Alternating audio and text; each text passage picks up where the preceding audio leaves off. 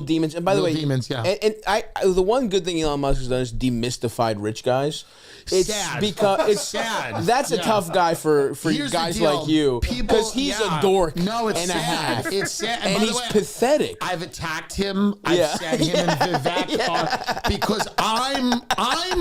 There's no dignity in that. There's no dignity in pretending to win. Dude, he paid a guy to so he ranks higher in a video game. Did you know that? It's so That's bad. Nuts, but dude. it actually shows you the emptiness of money, which it is.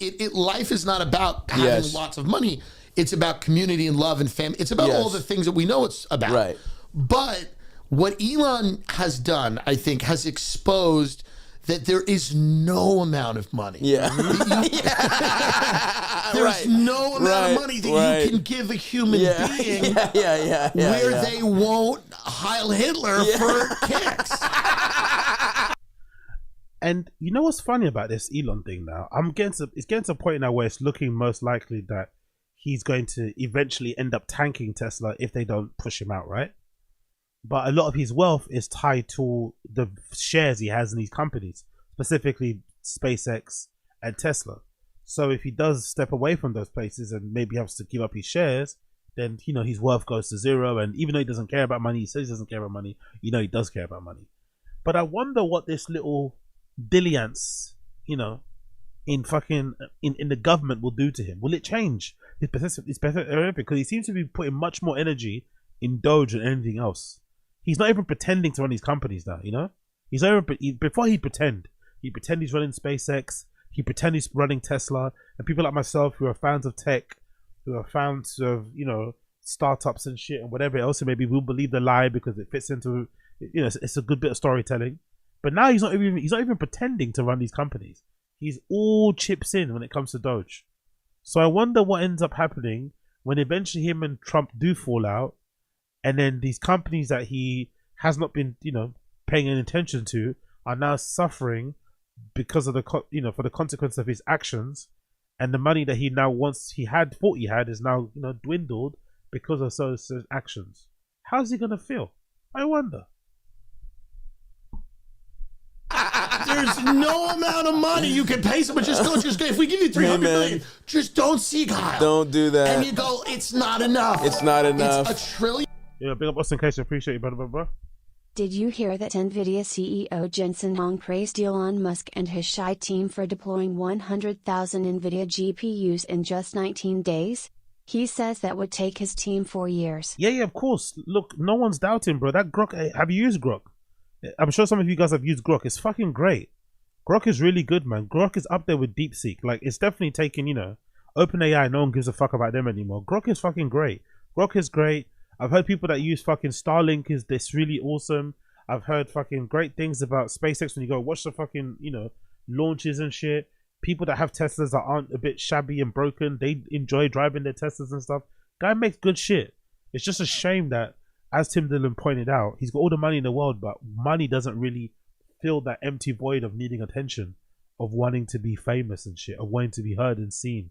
So even though he's got all the money to just be silent and just plug away, you know, making things and trying to make the future a better place, you know, he's just intent on fucking, you know, pissing us off, annoying us, or just constantly being in our fucking feed. It's fucking wild. It really is fucking wild, because there is, you know, there's the guy that we all kind of were interested in, or for lack of a better term, fell in love with, as GOI as it may sound. And now there's this other dude who probably isn't dissimilar to the guy that I originally kind of know, but it's just a shame that it's gone down this route, and it's because it's not going to turn back. You know, he's too old now. He's not going to suddenly have a come to Jesus moment. He's just going to get worse. It's just going to become worse and worse and worse and worse. I'm just curious to see what the thing is he's going to say or do that's going to finally get people to be like, okay, cool, we're over now. It's done. He's kind of done in Europe because, you know, we have different response when it comes to, you know, co-signing right-wing parties and being, you know, Nazi sympathizers and stuff. Doesn't really work here too much. I think, you know, he suffered a lot in Europe. But I wonder what's going to cause a real break in the States. Like, what's going to be the thing that's going to make everyone kind of like get off him? I wonder where it's going to be.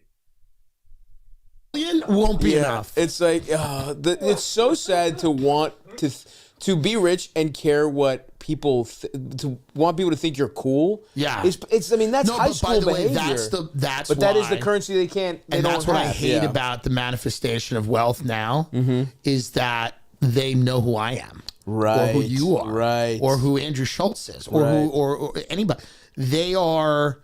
They like I'm like, dude, you should be like, oh, you rat. Oh, you yell every week. This idea that there was something refreshing about people who would just live in their castles in Greenwich, Connecticut, or wherever, and just be evil. I like my Republicans in suits. These guys put a fucking suit on. These guys don't have a stylist. Yeah, for sure. They're too exposed to be really interesting. They're too exposed to be interesting. There's no mystery to Elon, really. I'm not like, ooh, what makes him tick? No one. Everyone knows. Pathetically, it's like a pathetic need for approval. It's like being a comedian. It's then I donated money to the fire people. There you go. You know, and not the rich ones. I Altadena, not the Palisades. I feel bad for the people in the Palisades. Of course, but they'll be okay. Here's the reality. I also dislike a lot of them. You have some personal enemies. I have personal enemies that I just don't like. There's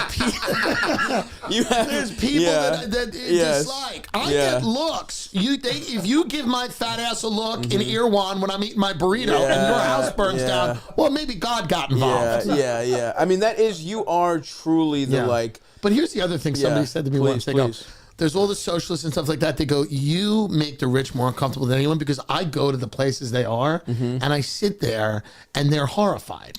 And so it is something where it's like, I grew up with these movies like Trading Places or Curly Sue or whatever. I was just going to say this, but go ahead. I grew up with these things where homeless, or Caddyshack, where homeless type people it's the flip, would then go and invade these spaces. And I do that all the time. I just walk into these places and not everyone is thrilled. No. Well, that's what I was going to say. You're the stereotype of you are the fat, loudmouth Long Islander guy. And they're like, there goes the neighborhood for billionaires. That's right. You know what I mean? It's like, it is a white guy, but it's a fat, low-class Irish white guy. And the voice is working class. The voice, it's a very working class guy. So they're not thrilled with it. So it's my own little, I mean, would Mao respect it? Who knows? I know many of your audience is like, it's not enough. It will never be enough. But it'll never be enough. But it's something. It is wild to watch the Elon stuff, and it's wild to watch the tech people in general because of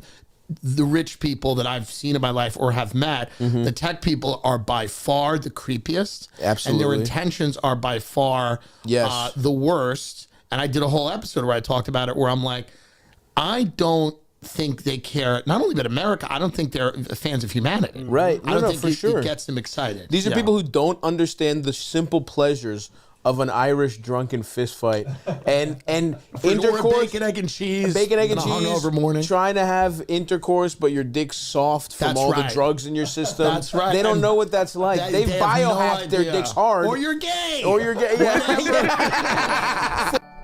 Big up Young Old Vibes.